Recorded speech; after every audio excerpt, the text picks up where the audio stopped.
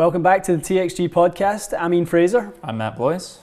And this week we have a little special short game edition. Yes, yeah, something that everyone needs. Everyone that plays golf needs a little short game action in their life, I think. And no one more so than yourself in recent times. Absolutely no one more so than myself. So I just got back from Florida Sunday night. Yeah. Went down to see Tyler McGee at MMG Performance. That's at OCN, Orange County National, which people will know from Demo Day, PGA Demo Day. So if you ever see our videos from Demo Day, that's the unbelievable range facility that they have there. It's impressive, isn't it? 360-degree range, 500 yards, point to point. It's unbelievable, that range. Yeah. I mean, I was looking at it when I was there, and I kind of looked at it from the low elevation side, and I thought, you could fit 9 holes here. I know. It's massive. So probably if you watch the channel, you've seen the short game videos that are all out now for our instructor series. It was an eye opener for me. I mean, I've been neglecting my short game to say the very least. Yep. Larry and I have definitely worked on it last year a lot, and it's my own fault for just not sort of following up and making sure I was working on my short game. So it was very interesting to see basically that I would say 90% of what I do short game wise is just flat out wrong. Right. And I've just sort of made it work well enough. Yeah. But certainly not tour level. So yeah, I mean, and I think that's the one thing that people who have been familiar with the channel and seen the evolution of your golf swing and of you as a player, they scratch their head at why your handicap hasn't continued to fall because your ball striking has gotten better and better, and I mean that's the value of the short game. If you can't put those pieces together, and I know you don't feel all that confident or comfortable with the putter. No, not But really. when it comes to partial wedges, even when we do our little vlogs in here, it's just you're just not comfortable. It's a 60-degree wedge, and it's some form of a swing with a 60-degree wedge. I'm probably like a 14, 15 handicap, honestly, with a short. I'm not joking. No, I mean it's funny you say, and people will go, "No, it's not that bad." Yeah. You're fine at it. You can do it, and you're competent. But I've played with 12 to 14 handicap. Mikey's dad. That's a good Leon comparison. has one of the best short games I've ever seen. I mean, he hits shots that Mike and I just burst out laughing every time he does it. Can't hit it more than 190 yards and plays off 14. I know. So that's you're not wrong in that sense. You're not worse than every 14 handicapper from a short game perspective, but it doesn't certainly represent the rest of your game. It's not in balance. That's for sure. So it's your opportunity to improve. 100%, isn't it right there? And I think it's I don't want to say that learning something new for technique is like essential. It's not that no one knows how to improve, but it's cool when you go and get a perspective on something that really isn't what you've been pursuing. I think I've been of the mind that I just don't practice my short game, so it's my own fault. I'm not getting better. But in reality, even when I practice my short game, I don't really get any better because the technique is just quite poor when it comes down to it fundamentally. So there's a lot of stuff in those videos, if people haven't watched them, I think are pretty damn interesting. Yeah, summarize what you learned for us. Just give us a little summary. Let's start with, I'll just kind of do the flow of what we did in the videos basically. So we started with basically a 50-yard wedge shot, which is just a nightmare for me and many people. Tight lie, Bermuda grass, which I hit off once a year. So you can do the math on what happened in warm-up especially. I just chunked everything. But it's basically what Tyler was saying, which I found very interesting, is my issue is pretty common. He said most people are a little long in the backswing and very sort of across their body with a bit of an open face. Sure. So it's almost like a picture sort of your bunker game bleeding into a 50-yard shot. So my backswing, as he explained to me, with a square face and proper rotation, probably could hit that shot 95 yards. Wow. At least. Wow. And I did it a few times. That's incredible. Yeah, really easily. Double. So you had to sort of your rate of acceleration had to be so minimal. It was essentially, I mean, it's the classic, you want to call it decelerating, decel. It's if you want to call it that, that's what it is, 100%. So in order to not hit the ball 90 yards, there's a lot of unfortunate things that have to occur in the downswing, one of which is having the face just nasty open. Yeah. And so you'd think, a lot of things I found really interesting were sort of that open face wasn't helping me stop the ball at all. I was launching my first shots at 42 2 degrees, like just bad. Yeah. Tyler has some very interesting numbers from Tommy Fleetwood, his TrackMan numbers, Zach Johnson, telling me their launch angle numbers. Yeah. We're talking 23 degrees, 25 degrees for that little shot. cheat note of, the sort of launch angle should be half of the loft, yardage? the loft that you're using. Loft. Okay, at worst, right? At worst, absolute worst. So there's certain things like that, and we've seen some stuff like that in here, but we're testing so many things in a lab environment in here. When you get outside, I mean, I watched the first one with Tyler, and watching, I almost thought the TrackMan was wrong, or I maybe thought you were using a range ball. There's so little spin coming off those first few shots. I was a bit embarrassed. I thought, because we hit in here a lot, and you're saying, your spin's pretty good, it's not bad. Absolutely. And it was another classic times example. It's very high. It can be, right? But I think that's it firing on its maximum cylinder. I've somehow picked it just right. Sure. And you get outside and you introduce that turf. It's not quite the same. I know. Not to mention, I don't want to chunk every shot on camera like anyone else. Your nerves don't help poor technique. I don't think that's a shock to anyone. But basically the open face, the path, and sort of the decelerating motion, 42, 43 degrees, 2,700 to 3,500 spin. So essentially just sort of like an underhand lob is like what I would call it. It was just something with no bite at all. Like just like throwing a dead fish on the green and hoping it stays. So my friend back in Scotland, Joseph, and I, we used to call that just lobbing a frozen turkey. It's just what it is, just a frozen turkey by the leg, woof, just has nothing to it, just it's up and then its own mass just makes it fall. Which is all well and good if the green is sloping sort of towards you and the wind's into you. There's no control in that. There's none.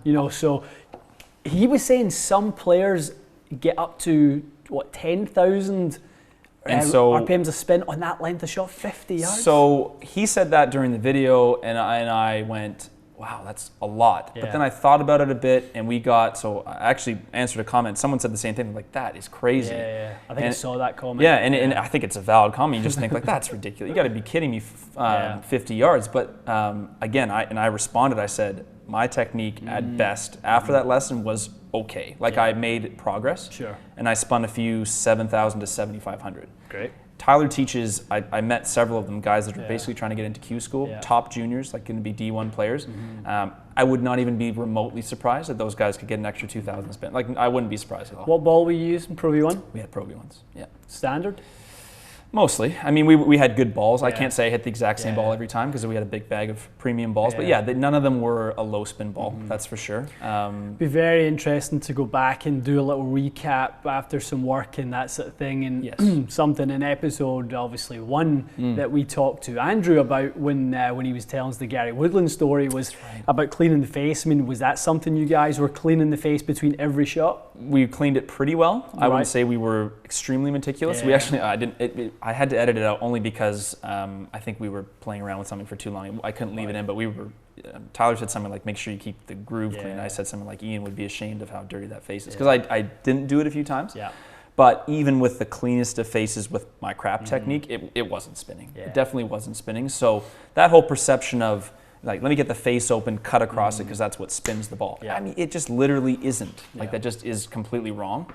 I basically felt like I was hitting knee-high hooks by the end of it. Honestly, I felt like I was wrapping around myself and hitting hooks, and you're spinning them twice as much. I mean, I have a few people who I consider to be very influential mentors to me, and at various points between the age of 18 and 25. No one more so than my friend Larry Watson from Florida. And so Larry was a very good player. He's cousins with Tom Watson. Larry played in the European and PGA Tour. He was the Scotty Cameron Tour rep for about 15 years in the PGA Tour. Just an unbelievable player. But he taught me this wedge shot that was very similar to that. And he always said, you never want to get that club head above your belt line. That's exactly what we talked about. So in very much inside and with a little release. And he used to hit these things that would have so much spin on them. You would, obviously in Florida, Bermuda, but you would hear them whistling at you kind of thing? Just checking on the ground, just trying to stop every time it touched the ground, just backing up so hard. And that just reminded me there when you said kind of these little knee-high hooks. It's exactly what he taught me. It's exactly the same thing. And I'm glad so many comments have said this, because I couldn't believe how many people's reaction was the same as mine. They just I wasted 10 years practicing my short game because I just didn't know what to do, kind of thing. And it's the way you create spin is just so different. And I think Andrew really described it perfectly. It's just not what you think. It's just a bit different. Well, Andrew at the time, we never really get into this one, but Andrew at the time when he released the Wedge project, there was some people who challenged him a fair bit on some of the stuff. So Andrew kind of developed a method for the average player, and I really wish, there's not many things we didn't touch on, but there was a couple of things I really wish we had talked to him about how his evolution as a coach. But the one thing his Wedge project, I think, was really focused on was how to allow anyone to hit a high quality pitch shot. And he would talk about ways in which to create spin and really high levels of spin, and then you would see these internet trolls, and I used to get so mad because just so close with them that I just get defensive of a friend. Absolutely. And these people would challenge him and kind of call him out and say that's not true, we've done our own research, and cutting across it and doing this and doing that adds more spin. Sure, it might be the way that another player adds more spin. I mean, you look at some of those cut shots Tiger hits. That's a perfect example. Right? We got those comments too. Same thing. Tiger doesn't do this. Absolutely. I'm sure he doesn't. those are kind of elite things to try to do. There was a clip going around Instagram yesterday of Brooks Koepka hitting one over a bunker, and it was one of those kind of sound on, sound up moments where you just had to listen to him strike it, low in the head, cutting across it, high speed. Sure, that might be the ultimate way to add spin, but is that the ultimate way for everyone or anyone to be able to pitch it with spin? Is it a realistic way? It's not a chance. It's not realistic at all. There's no way that is something that every golfer can do. Andrew developed a methodology within the Wedge project that everyone could go and practice and benefit from. Certain things like we said about landing the plane. What that was a reference to was the way the kind of head comes in, and then it shallows, and then obviously as it comes into impact, it skims a long ground level, and then it kind of comes back up again. So that's you kind of landing the plane coming down in that trajectory. So there was just so much value and content in that Wedge project that people really should try and see it. Well, and I think at the time, I wouldn't call it, maybe it's not before its time, but it was at the time controversial because that's not what people thought was correct. Now I think it's starting to be better accepted that a shallower delivery, a more square face, those are more commonly going to generate spin. But one thing I'll add to that is from the bunker lesson I did with Tyler in Florida was I was talking about sort of basic bunker shots versus kind of what you see on tour. Sure. So I said to him, do you think that kind of my technique represents what people watch on TV? Players are very open, club comes way up, cuts way across it, try to spin the hell out of it. Yeah. And he said basically that technique isn't wrong, but that's elite advanced bunker shots. Sure. He said you're not, and he wasn't wrong at all. He said you don't have the basics yet. You're not able to hit a proper simple bunker shot. Once you've mastered that, sure, you can try to hit a high spinning bunker shot, but who's mastering anything in golf, right? Only the top 1% of players really get there. So I think that playing a functional shot is something I found, Andrew was spot on with that, and Tyler was the same. I think playing functional wedge shots will make you a low handicap or a scratch faster than anything else. Yeah, no, it's very true. Well, I mean, it's obviously exciting to have Gareth on, pick his brain.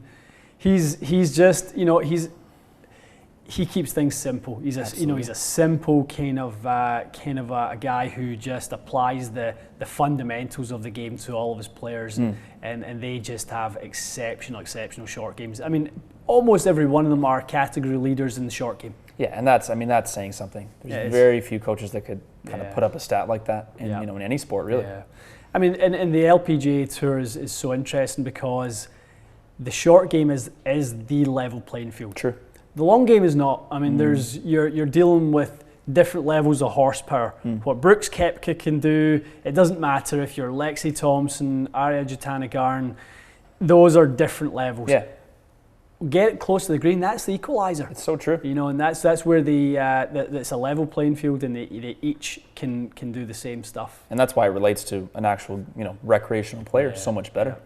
Excellent. Okay, well, this is gonna be great. Looking forward to having Gareth on. I think you guys are going to really enjoy his take on what it takes to have a fantastic short game.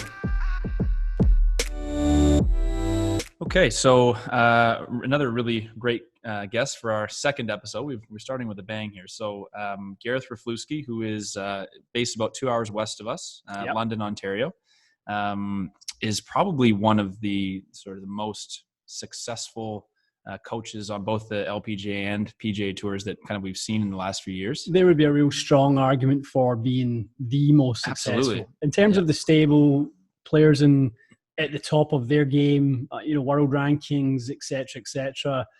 I think once people see the stable of players Gareth works with, it'll be a real eye opener. I mean, it makes you take notice, that's for sure. Yeah. So Gareth is obviously a little bit more focused on the short game side. Yeah. Not to say that he doesn't do other things, but the short game aspect of it is what I think both of us have found really, really interesting. So looking forward to getting his thoughts. Gareth, thanks so much for joining us today.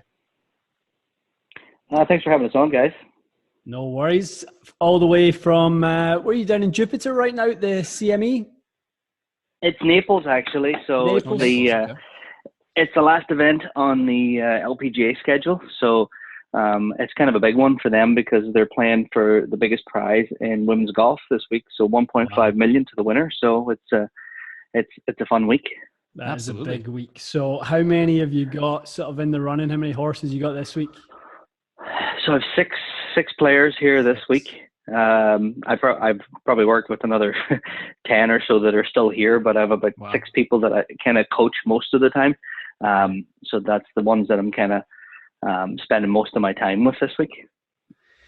I mean, it's been the last couple of years, obviously working with the Jutanugarn girls, with Lydia, with most of the top 10, kind of top 15 players in the world. It must have been an absolute whirlwind in the travel it takes you on. Tell us a little bit about that. It's fun. It's like one of those things you don't know where you're going to get to. And I was lucky enough to have Jane Park. Jane Park came up to an event in Canada. And we were put in contact with each other, and I was lucky enough to work with Jane, and that opened me up to all the other girls, and then I started working with, Jutanugarn girls, and then Lydia Ko and all the other pros, and now obviously I've got Jin Young Ko, who's the world number one. You got to be out there, like any coach that kind of wants to go out there and do this thing, they're never going to find you unless you're out there, and then once you're out there and they get an opportunity to spend some time with you, you're either going to make it or break it there, you're either good enough to stay out there and have a career, or you're going to be found out pretty quick, So I've been fortunate that I've had great players that we've connected well, that they've done well, that they've won, and it's been fantastic, and the travels, I enjoy traveling, and it's fun to go to different places, and the education that I've got from traveling on tour has been phenomenal, like learning different grasses and what type of loft a putter needs for different grasses, what type of bounce a club needs, all of these little things, different tendencies that players have, and really I feel like, even though short game's my thing, I feel like I'm more in a performance role now than anything else, certainly people who come to me, I develop them and help them with their skills, but when I'm on tour, it's all about the results, Yeah. Interesting. Yeah. So let's take it back. Let's take it back to the earliest sort of golf days for you. How did you get into sort of the industry, and sort of how did you end up going down the route of being a performance coach? So I I, like most guys, at some stage, I always loved playing, and I actually went to university, was an engineer, and worked over in England for a year after I graduated as an engineer, and I just had a bug for the game, and I wanted to play as a pro. I wanted to go to Q school when I was 18, actually, and I was decent enough at that stage. But my parents were like, no, you got to go to university. So I went and got an engineering degree. And then after I worked for a year as an engineer, I was like, you know what, if I don't do it now, I'm never going to do it. And I wanted to be a player. So I went and played, at that time, Euro Pro Tour. I played a little bit of Challenge. I played, and then came over to Canada. Played the Canadian Tour, some mini tours, a little bit in the States, and then found out pretty quickly that I didn't have the game to play on tour, but it was those were amazing times, because I was able to actually learn the things that I did at that time. I didn't realize how important they were, because I did so many wrong things.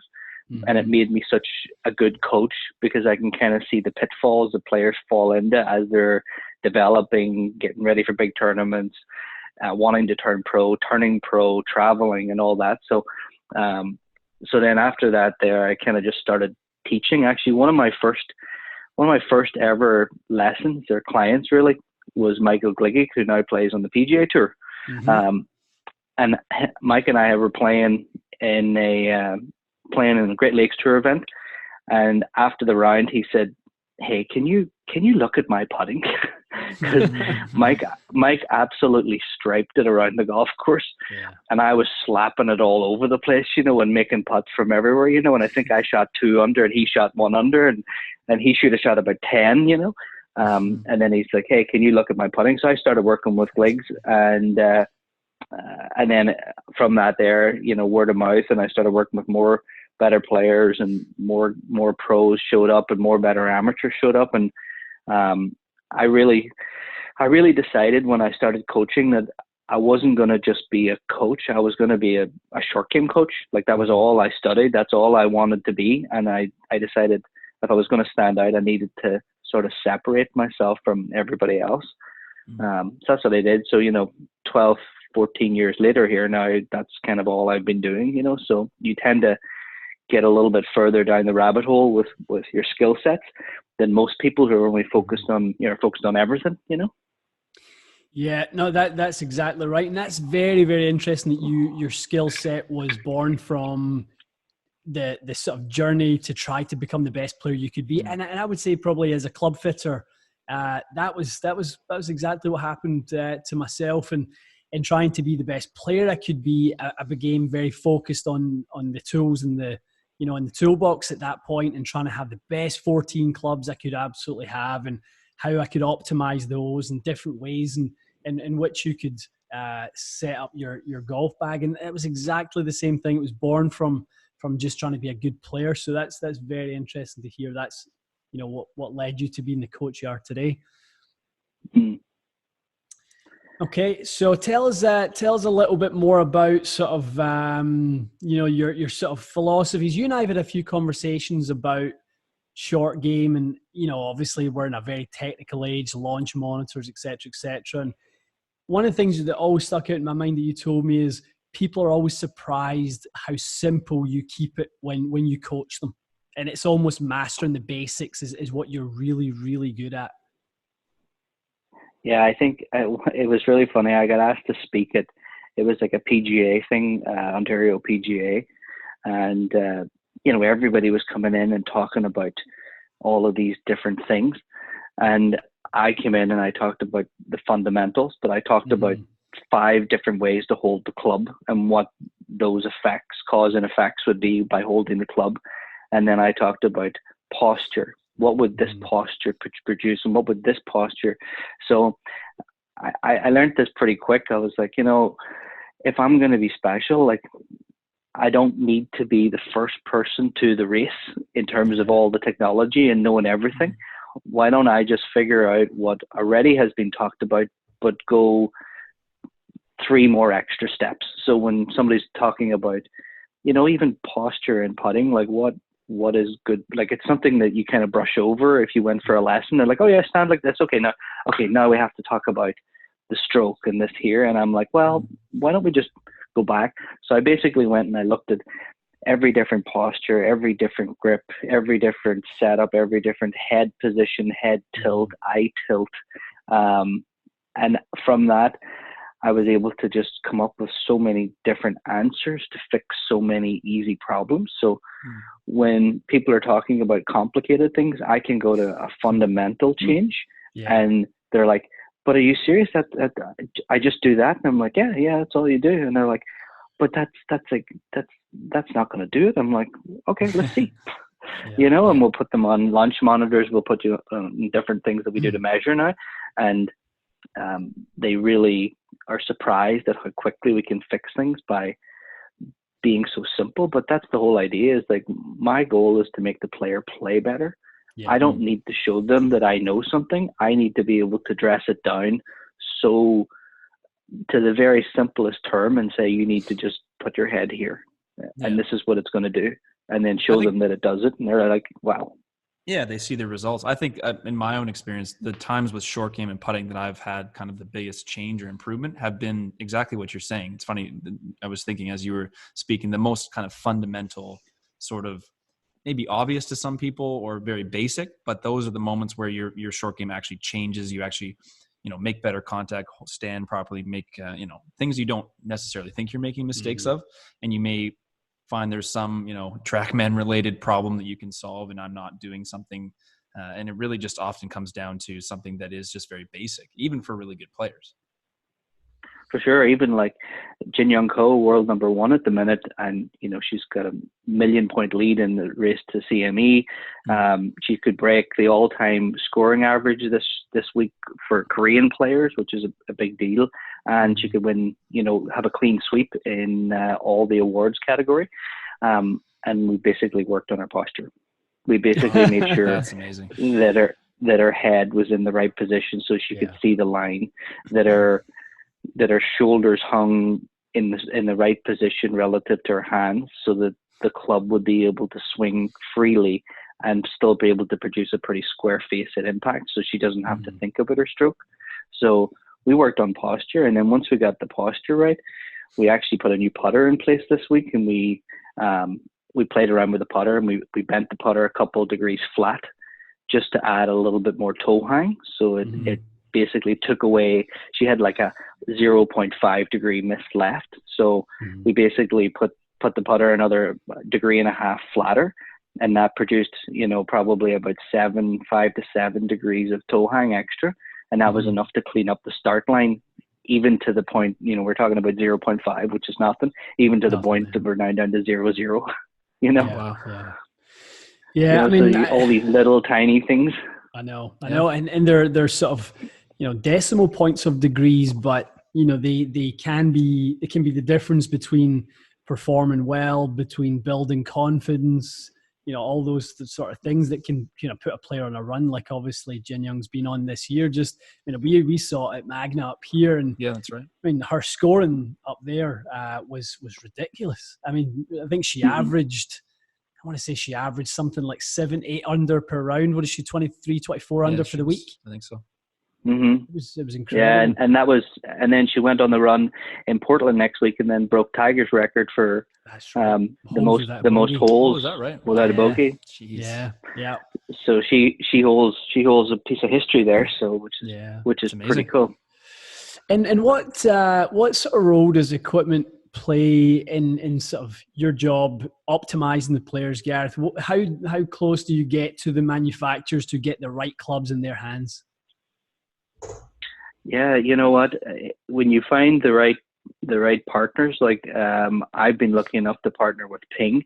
Not to say that everybody else doesn't do a phenomenal job, but I'm a bit closer to the guys at Ping.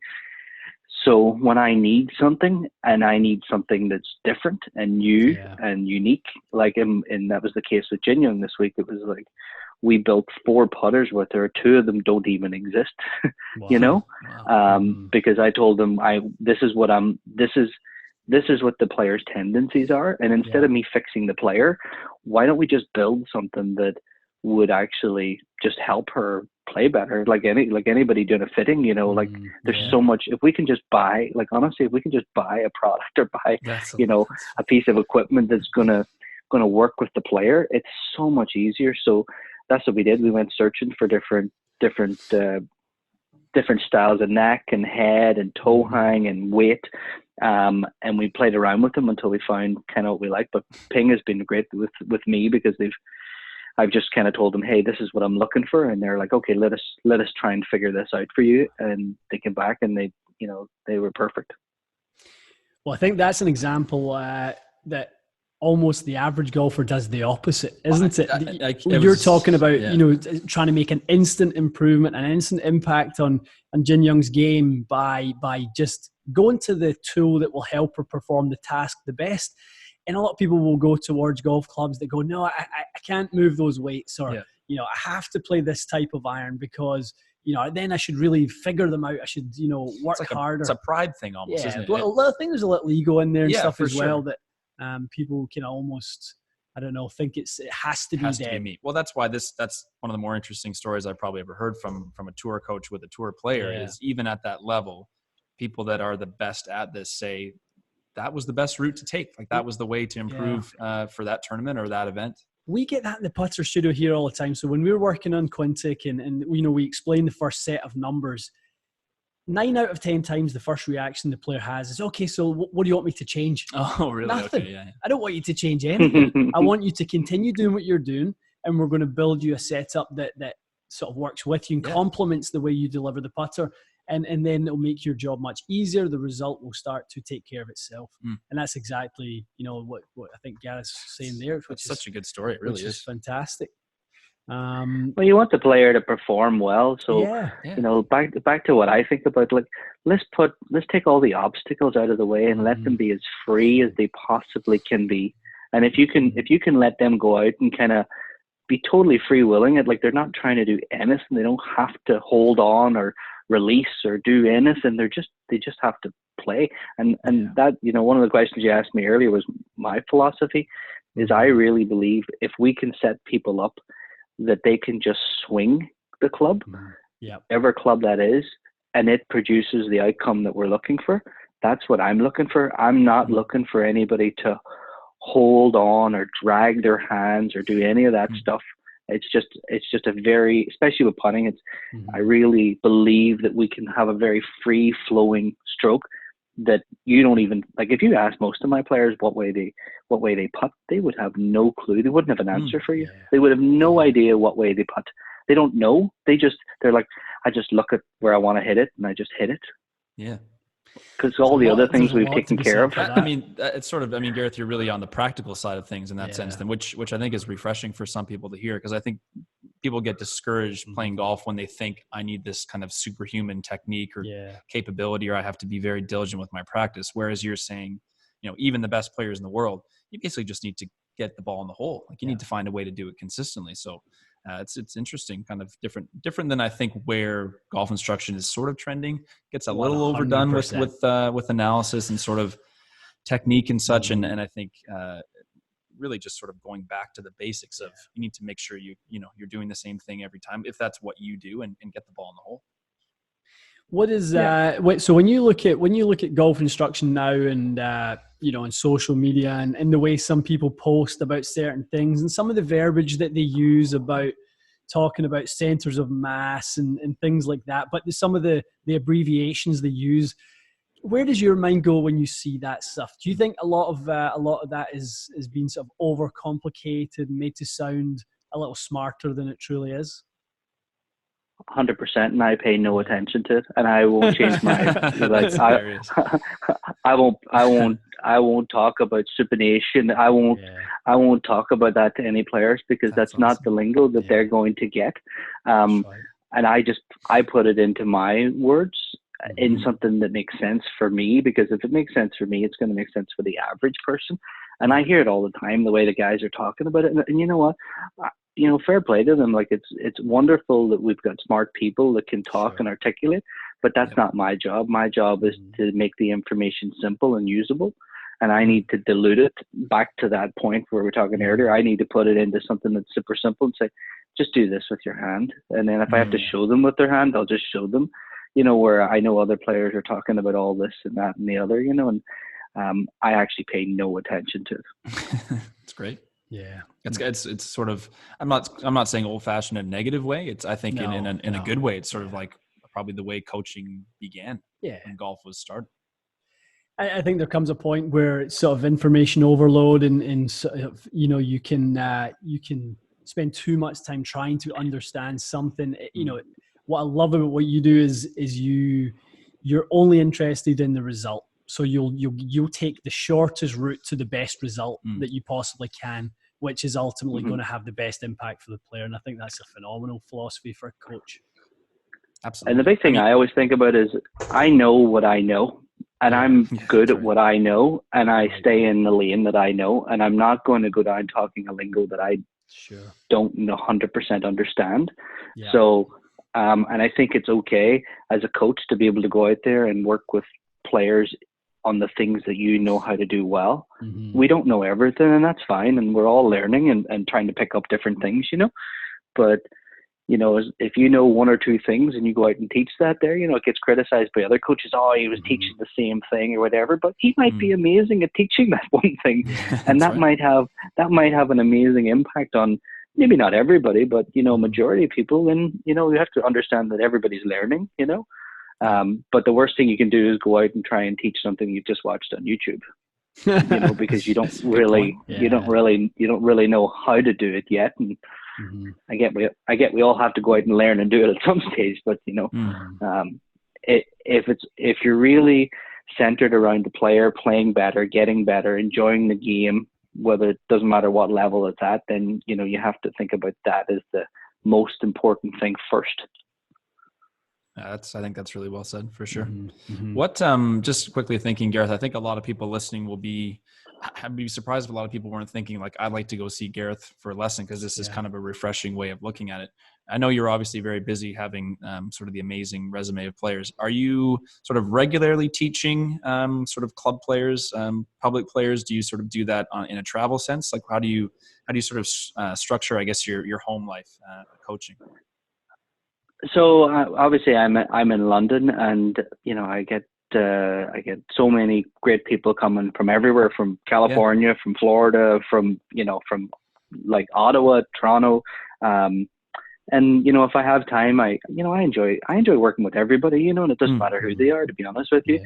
I really enjoy working with the juniors, you know, helping them and their parents try to get scholarships for these kids, you know. So that's something that I really enjoy at the minute. So I have kids coming to see me. So obviously when I'm not on tour, then people can come and see me. But I only have maybe a couple of kids now that I actually coach full time.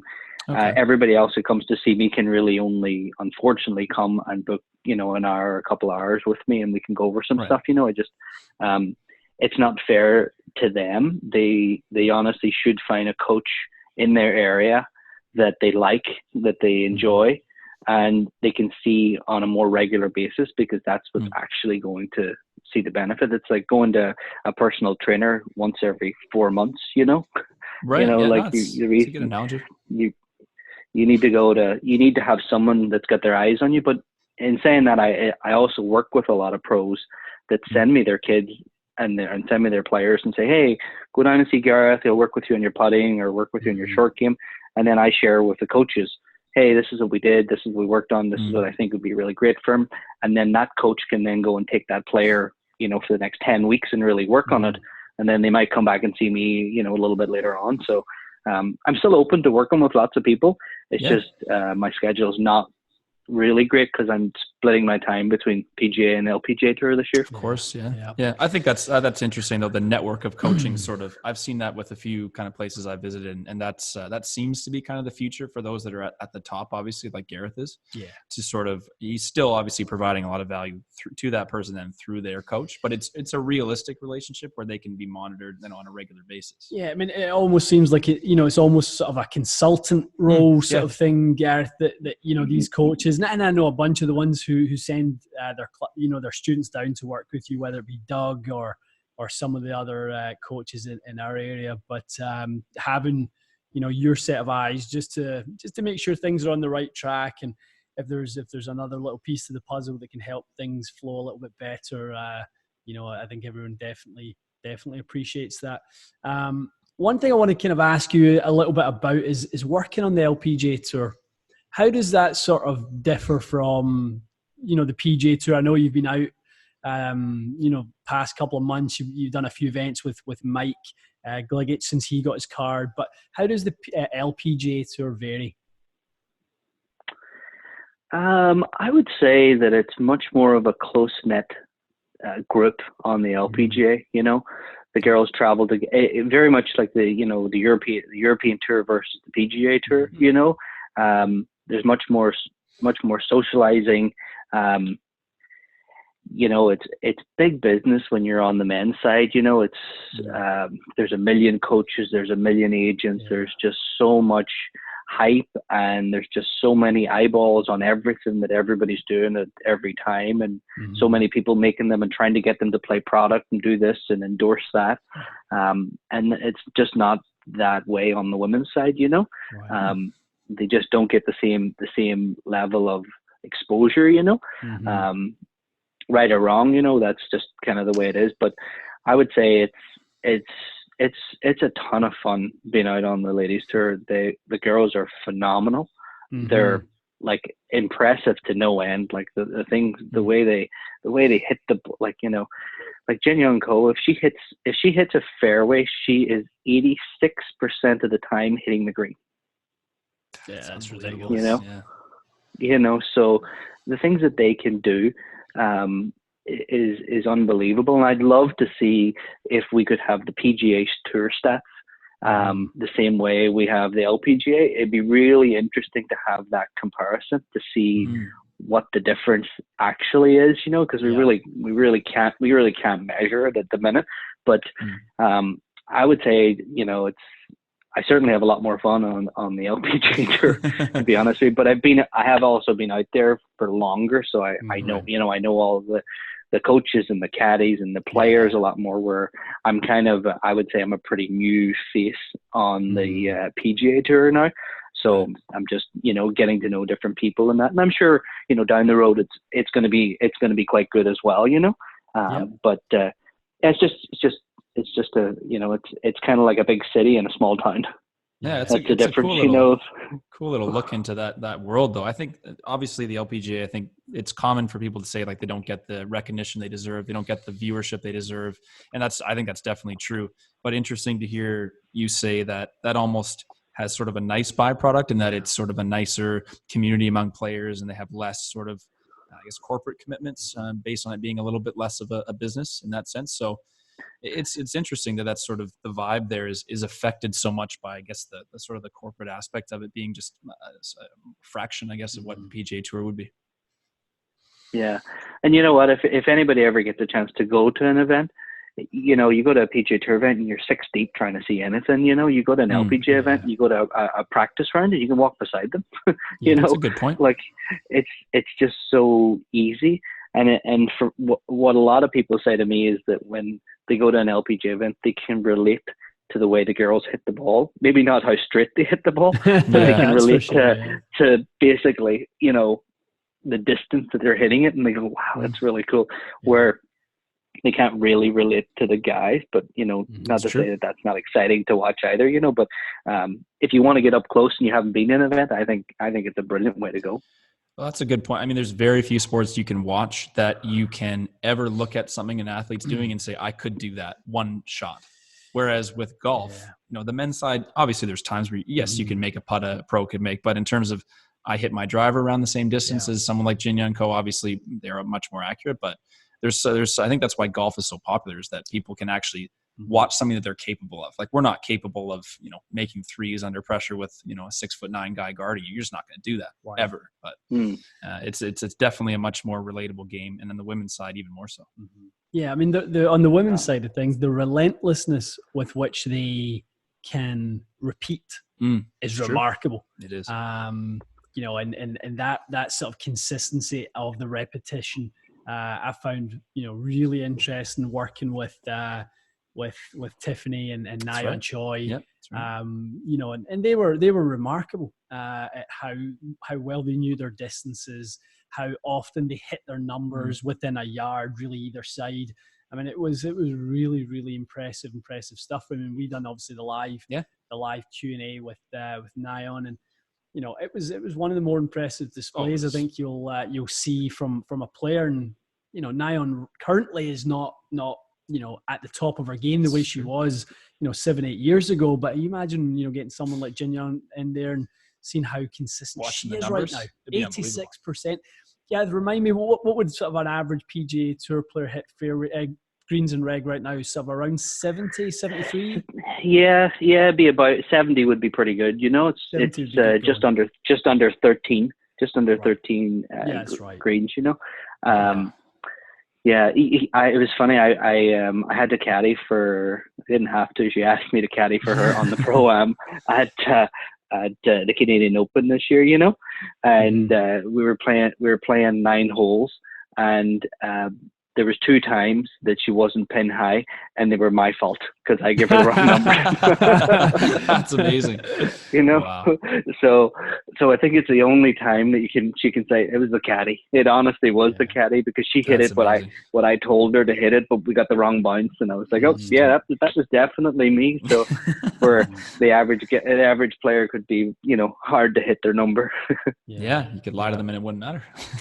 What's it like working with the Jutanagarn girls? I mean, they seem like they have the most fun. They seem like they have an incredible bond with one another. I mean, when one wins, the other one seems happier than the one who just won, and they seem like an amazing you know, pair.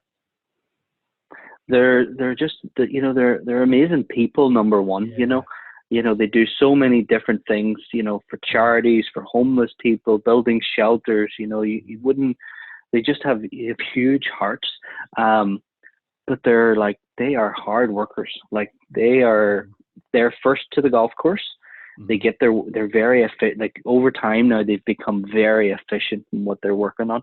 So when they get there, like they'll usually get to the course at 6 in the morning, 6:30 maybe a little light workout or just stretching, and then they're out on the golf course, get their work done, and then they're at the putting green, the bunkers, chipping, wedges, full swing, and then they're out of there. You know, they're very much get in, get their work done. Together, they're hilarious. You know, they're like big sister. Big sister's actually the small one. Moria. You know, is that right? I didn't realize she was older than Aria. Yeah. So but you know, they're still super young. Like Aria was saying to me today, she goes, "Oh, I'm getting so old. I'm going to turn 24 on Saturday." Jeez. You know, I didn't realize. So you forget people are actually younger than you think. Yeah. You know, so but the girls are amazing. Like they, you know, their golf and their IQ in golf is just off the chart. You know, they have an amazing strength in them, and I think, you know, growing up in Thailand, they have amazing short games. Like their chipping, especially. You know, they'll hit a chip in, and like you guys will obviously know, they'll hit a little chip in, and it'll just like stop. And I'm like, "Did you thin that one?" And they're like, "No," because it hits so low on the club face that you're like, "That really? No." And that's just how they hit them over there. It's just a way that they play a lot of their shots. You know. Is it based on the ground conditions, Gareth, or is that just a way that they're taught? Yeah. Oh, okay. It's the turf over there that they, to be able to pick it, you know. So they can become, you know, they can steepen it or they can shallow it and still hit, you know, a couple of grooves in, and obviously that generates a ton of spin. But they'll throw ones in and just nip it right away, and they can do things that just, you know, so many other people just can't do with where they've grown up, you know. But they're both phenomenal putters. Like, you know, the last 3 or 4 years, I don't know if they've finished outside the top. Well, definitely not outside the top 10 in putting. I was going to say 5, but there might have been a year that some of them finished like 7th. You know. So I've been lucky enough to work with them for the last 3-4 years now, and it's just gone from strength to strength. You know, so. But no, just lovely, absolutely lovely girls. You know, they come across they would do anything. Yeah, they do anything for you. You know, and super approachable, easy. You know, areas phenomenal. If you watch her hit a golf ball, like, you know, just so much club head speed, like 105. You know, with the 3-wood. You know, amazing. Absolutely kills it. Hits that low bullet 2-iron, which is so much fun to watch. Can chase it out there 250 with her 2-iron. You know. Yeah. And then you get Moria, who's they're totally different people as well. Like, one's very, you know, very tactical and thinks a lot and analyzes it, and one's very much a feel player, you know, so they're almost like totally different. Moria's got one of the best pitching actions you'll ever see in your life. Like, if I give her a number, I'm like 71 yards, she'll be plus or minus 2 every time. Wow. That's amazing. You know, so that's like 6 feet. Yeah. You know, and it's no like, joke, is it? It's like every single time it's like this is just stupid how good this is, you know. Yeah. But, you know, but in saying that, they work on, they go to the range, they put cones out at, you know, 30 yards, 40 yards, 50 yards, 60 yards, 70 yards, up to 100, and they do it every single day. Yeah. Repetition. Getting those reps in, those drills. No shortcuts, are there? No. So, you know, when people say, oh, you know, they've been very lucky. Yeah, they've been very lucky that they've worked so hard. They worked harder than everyone else. Yeah. No, it's amazing. Well, what would you say? I mean, if there's one thing from everything you've learned up until this point, if there was one sort of piece of advice that the people listening to this podcast, what could they take from what you've learned up until this point? I think just keep like we were talking about, keep things pretty simple. You know, if you're going out to play golf and you want to play well, try not to make anything too complicated. And I always tell the girls, if you can't explain it to a 6-year-old, it's too much. You know, if you can't tell me what we're working on to a 6-year-old, or tell them how to hit this drill or this exercise, it's too much. You know, it's, you know, we get out there, the average golfer gets out there, you know, on a weekend, there's people watching, there's just so much extra stimulus around. I think it's keep it pretty simple. The other thing I would say is, if you're practicing, you've got to know certainly what you're trying to practice and why you're trying to practice it. So there's 3 types of practices that I work on with the players. There's technical practice, which is what every golf lesson basically is. Then there's skill-based practice, which is hitting a certain shot a certain way, you know, so it could be a bunker shot, it could be a bump and run, it could be, you know, a left to right putt, it could be a draw with your driver. That will be a skill-based practice. And then there's a performance-based practice, is where we basically write down every single shot that you hit in practice and actually have a set goal, whether it's I got to hit three drivers, 3 draws. They've got to launch at this and draw 5 yards, and I have to do 3 of them perfect. If I don't do it, then I'll move on to something else. Right. Yeah. Be very specific. You know, so it's about the task. It's you know, I think everybody gets out. They've gone for a lesson, they've worked on their swing, and then they're like, okay, now into a tournament, and now we're into a performance. We're into a performance state, and we actually don't know how to play in a performance state. We only know how to do the golf swing part. So when you go down that way of practicing, you only know how to technically play golf. You don't know how to play for the score. So, and we might make games up where we have 3-hole competitions. Like for the girls, okay, these first 3 holes, you need to get at 1 under par. Come on, let's get going. I don't care if you stand on your head. You get at 1 under through these first 3 holes. Figure it out, you know. And whether that's even a drill on the putting green. Hey, here's 9 putts. You need to hole 4 of them from this distance, and they're randomized. And I don't care how you do it. You know, it's all about taking that next step to being able to achieve what you want to achieve in that moment. Yeah. It's got to be one of the biggest reasons a lot of people find that they may not actually improve after a lesson, despite maybe understanding it, performing it in the lesson. Then there's that disparity between that ends and they go to the course and now I can't do it. It's sort of, you're almost like desensitizing them to the competition aspect, so that they've kind of done it already. Is that kind of what you're looking at, Gareth? You're sort of building the confidence that this performed during my skills challenges, and now I can actually apply it in a tournament situation. Exactly, because the thought, like the way we would process the information in hitting a drive on the range, working with our coaches to hit a shot, is very different than us on the first tee. And if you don't know what you're going to think about on that first tee, it certainly can't be what you did on the range, because it's not going to work. Because you're going to add all the stress, extra stimulus. There's going to be thinking about the out of bounds down the left, and none of those were present when you were hitting shots working on your swing. So if you don't understand how to think over different shots, especially when you're trying to hit them, you'll probably not be able to pull them off on any regular basis. It really does make a lot of sense. Yeah, no, that's exactly it. It all comes down to performance, like you say, Gareth. I love that. That's the focus is ultimately transferring, what the players are learning to the results. That's fantastic. Tell us a little bit about you've got a new range of sort of training products coming out, I believe. Oh, that's right. Yeah. Yeah. So PGA show last year, company called Catalyst Golf approached me.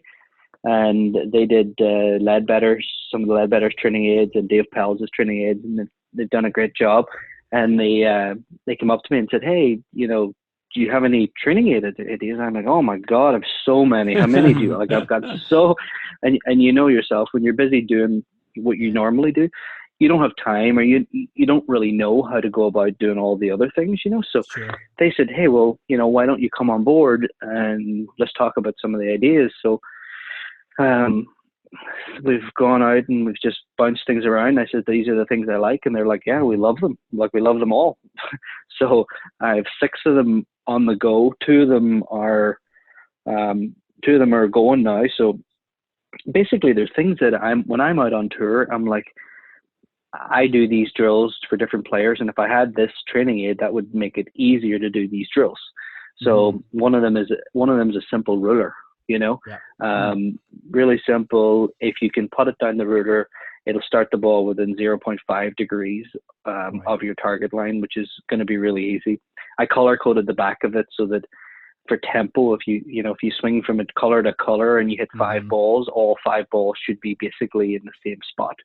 If they're not in the same spot, that means that there's different types of acceleration or deceleration going in your stroke.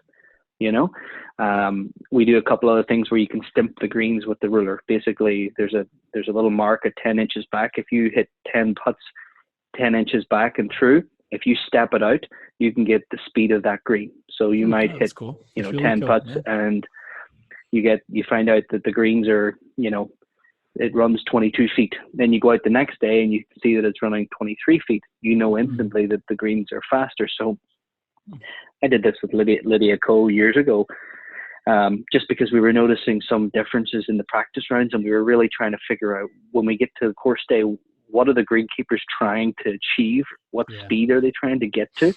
So basically we did it there, and then I said, "You know what, I should just put this in the ruler." So I'll just go up to Lydia and say, "Hey Lids, what are they doing today?" And they're like, "Oh, she's about half a foot faster." I'm like, "Cool, thanks." So I know right away what the course is like even before, and she knows right away before it goes out. And it was really interesting. The British Open this year, they post the Ladies British Open this year. They posted just to all the players. They said, "Hey, greens are running at, I think it was like 11.2 the first day." So the next day they come out and they said, "Okay, greens are posted at 11.6. So, really not that much. Yeah. So every player that day were like, "Oh my God, the greens were so slow today," because their perception was that they had sped up because they got this email to say that they were faster, even though they were only 0.4 of a foot faster, So perception is very key, even when you're going out, because they couldn't get their head wrapped around how slow they were, because they were expecting them to be so much faster because the tour told them they were going to be faster. That's so crazy. My thinking was, if I can get my players ahead of that they know what the speed's going to be, then they're going to be able to manage their speed control so much better, because they know where we're going to be at. Makes sense.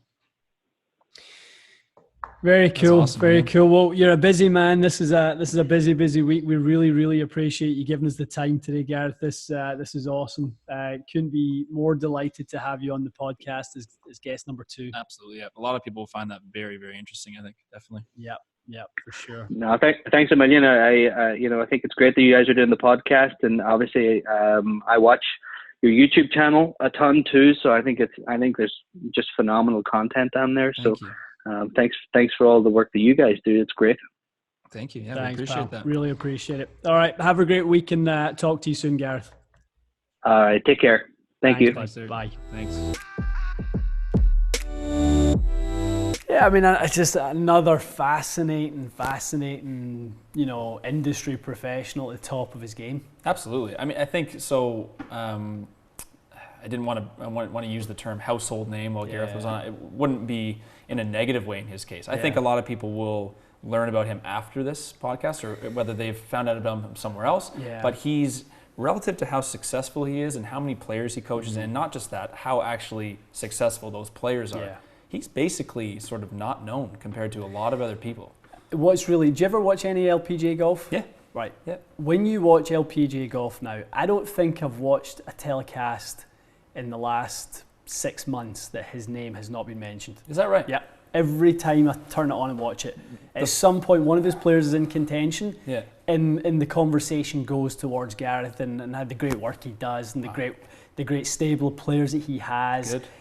The respect level he has on the LPGA tour and within that community is off the charts. That's amazing. I mean, I remember watching part of the Canadian Open at Magnet, and I caught a piece of the telecast where they talked about him. I thought this is great. Great that they're talking about him. But I mean, it's more than well deserved. It's obviously the way he chooses to spend his time. I think he's more focused, of course, on the tour side, and he's not so much kind of in front of the public. He's not on the Golf Channel and things like that. So maybe that's what affects it. But a lot of what he said, I think, is going to be pretty interesting. I just like that.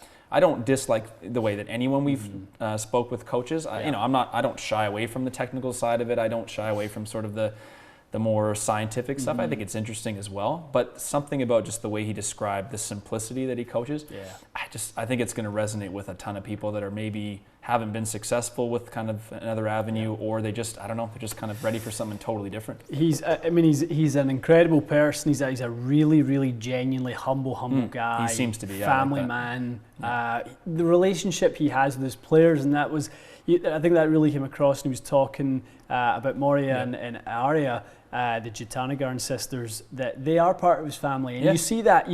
If you're ever on his Instagram and stuff, you'll see week to week. There's pictures of the girls holding his little son. Okay. Them taking pictures together, having fun with him on the green and stuff, and it's really cool to see. And in a day and age where technology is so evident everywhere you turn, and people are almost trying to outdo each other with some of the lingo that they use and stuff. There you've got Gareth over to the side, quietly getting results. Just doing his thing, and it's really impressive. I mean, I've always said, in the end, everyone will respect results. Yeah. Doesn't matter how you approach it. Yeah. If the person gets results, to me, no matter what, you're going to look at how they did it, because it clearly works. Yeah. And in his case, it works to the tune of an amazing resume. It's quite unbelievable what he's achieved. Well, I think I wouldn't be considered a Nostradamus for saying this, but once he's out on the PGA Tour. And people start to work with him on that tour, I wouldn't be surprised if he started to work with some really high profile players in the men's game as well. There's just no reason why not, obviously, right? It's all results driven, and simplifying these things, and the results obviously that he's got, is amazing. Absolutely, and I think that the relationship that he builds with people, you can't understate that either. Because no matter what, I'm sure the LPGA is a bit more of a community, but even on the PGA Tour, there's no doubt that someone who's likable, humble, is well respected, and just a good person. Yeah. They can couple that with the ability to coach that well. That's kind of the person that's going to be the most successful, right? There's too much money available on that tour for it not to be the case. Of course. That's the thing. If someone's seen that their short game or their putting has fallen off a little bit, and they can see that as the opportunity. I mean, that's the way. That's the Gareth's the key holder to that. Well, you're going to look at the is. stats. They know. I mean, they know when they don't make cuts or they don't win a tournament. It's because Yeah. it's usually short game or That's putting. right. I mean, it really is. That's It's right. very rarely something else. So, Yeah. I would love to see that. I hope he's able to balance it. It's obviously, he's a busy guy as it is. Yep. But I'm sure he'd figure it out. There's plenty of other people that have. No So doubt it'd be about it. good The to see price him. of success. Absolutely. Absolutely. Yeah. Okay. All right. Episode number 2 in the books. So I mean, we're planning already for our next kind of next guest coming on. We've got a pretty diverse network of people to be calling upon. We're spoiled in that sense, I would say. Yeah. I think the channel obviously has opened a lot of avenues, which is great. But I think even before that, it's always amazing to me how many people you've known kind of from your years prior to that. And I think both Gareth and Andrew were kind of in that category. So yeah, I'm looking forward to more. We've got lots going on for the next few weeks. So the kind of funny thing with the YouTube scene and kind of a little bit with TXG as a whole. It appears like we're all very new. It appears like TXG is we celebrated last week our 3rd birthday. That's right. We've had the YouTube channel for coming up 2 years. Yeah, 2 years. Yeah, we're literally sitting right dead on 23 months. Yep. It all seems very new, but the reality is there's been work that's been going in for the last 18 years. True. That again have got us to the point where this is what we do now. Yeah, this is the sum of all the work. Yeah, that's right. So the network that you grow along the way on that journey is what's going to allow us to do this podcast and get a group of guests on that hopefully you guys will really find enjoy. Interesting. Yeah, it's obviously new for us in the sense that the podcast is new. It's not that different from making a video. It's a little different, obviously. A little different. I like it though. I think while Gareth and Andrew were talking, it just sort of opens a lot of new ideas, new avenues. So looking forward to seeing how we kind of continue with this process. Definitely. Okay. Until next week.